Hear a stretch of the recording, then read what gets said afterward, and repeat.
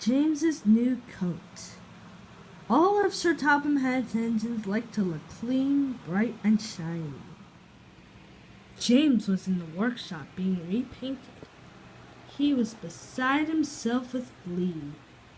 James thought being repainted meant he was special. With new paint shining, brass twinkling, and blacking black, James returned to Tidmouth Sheds. "Aren't I a beautiful red?" said James. "It's no wonder Sir Topham Hatt thinks I'm special." Percy was very worried. He wasn't being repainted, and he wasn't red. "Does this mean Sir Topham Hatt doesn't think I'm special?" he asked. "Looking splendid isn't the same as being really useful," said Thomas. "But best of all is being really useful and looking splendid, like me." And before Thomas could say anything else, James closed his eyes and fell happily asleep. The next morning, all of the engines were busy. Percy was working hard at the coal plant. Thomas and Emily were carrying passengers up and down the branch line. And Gordon was pulling the express.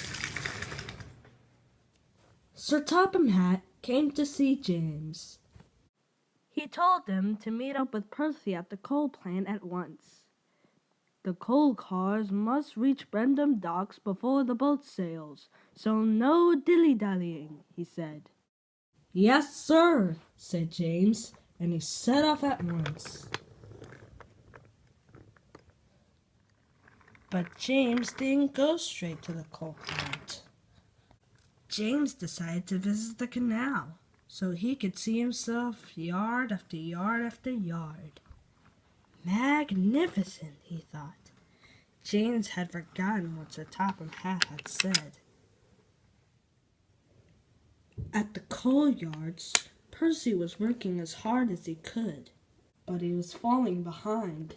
The line of coal cars was getting longer and longer, and the yard manager was getting crosser and crosser. Where could James be? James was still enjoying himself, but there was no one around to share his fun.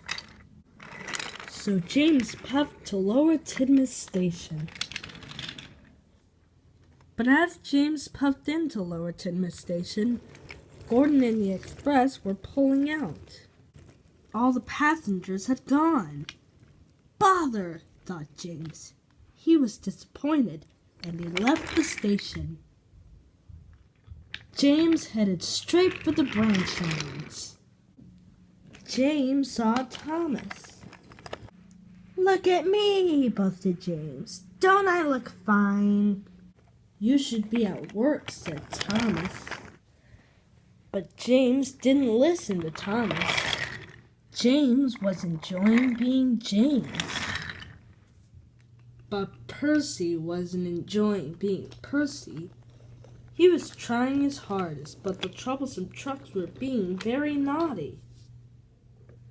Poor Percy was almost worn out.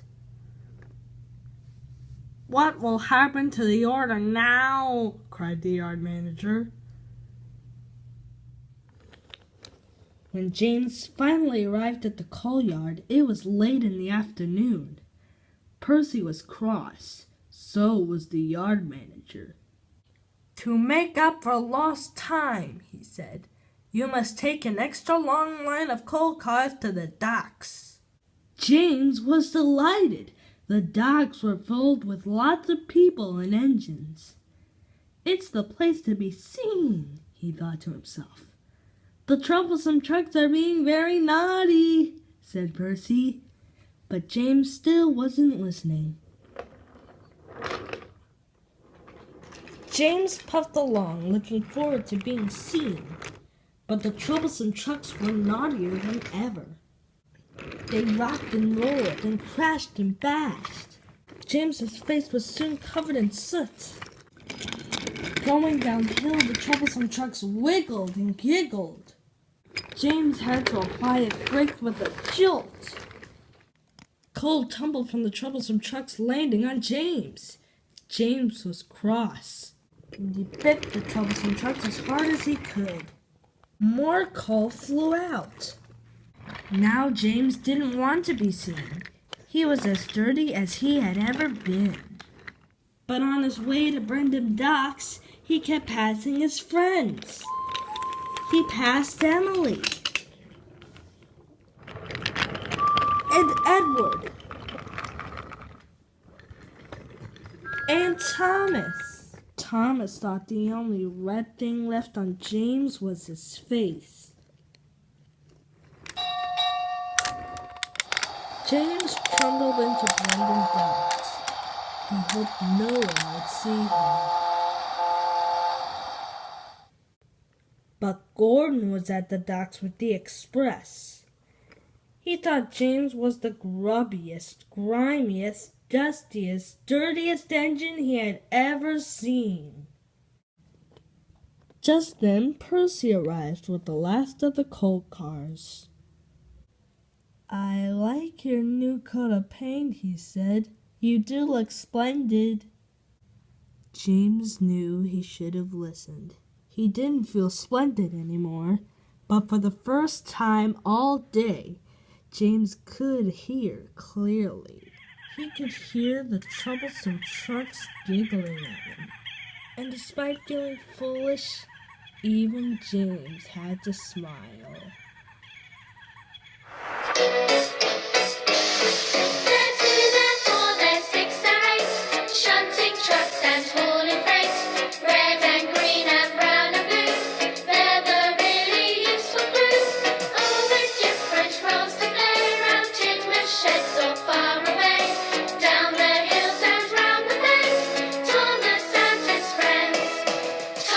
He's the cheeky one. James! His name had lots of fun. Percy! Pulls a mail on time. Gordon! Thunders down the line. Emily! Really knows her stuff. Henry! Toots and huffs and puffs. Edward! Wants to help and share.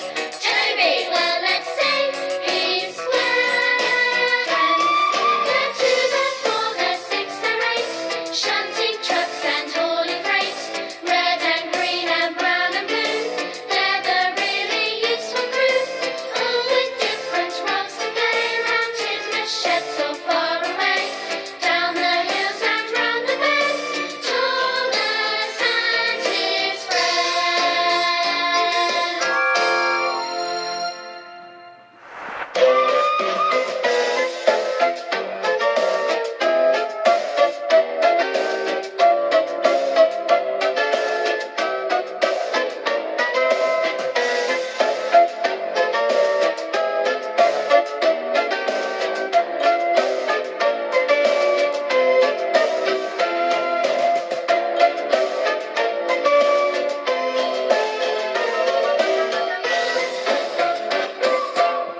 But best of all is being really useful and looking splendid, like me.